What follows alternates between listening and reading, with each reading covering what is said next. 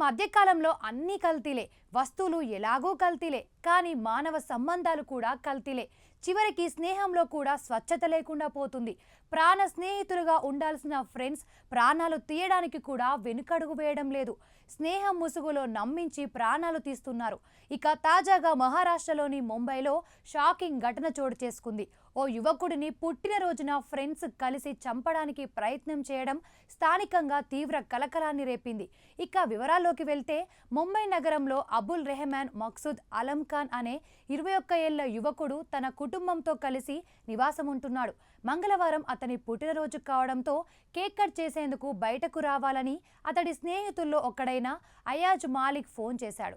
కాసేపటి తర్వాత మరొక స్నేహితుడు షరీఫ్ ఫోన్ చేసి అబుల్ను కోహినూర్ ఫేజ్ 3కి సొసైటీలోని ఓ అపార్ట్మెంట్కు రమ్మని కోరాడు.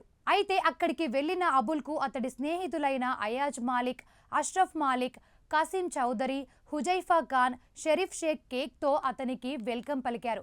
ఇక అతడు హ్యాపీగా ఫీల్ అవుతూ కేక్ కట్ చేస్తున్న సమయంలో అబుల్ కంట్రీ ఫ్రెండ్స్ కన్నింగ్ స్కెచ్ను ఊహించలేదు.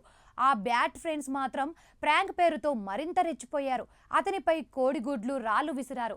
అతను వీటన్నిటిని తట్టుకునే లోపే ఒకరు స్కూటర్లో దాచిన పెట్రోల్ను తీసి అతనిపై పోయగా మరొకరు లైటర్ వెలిగించారు. దీంతో బట్టలకు నిప్పంటుకుంది. దీంతో ఒక్కసారిగా షాక్ అయిన అబుల్ వారిపై కేకలు వేశాడు. ఇదే సమయంలో మరో 3 నిందితులు అబుల్ను పట్టుకోవడానికి ప్రయత్నించారు.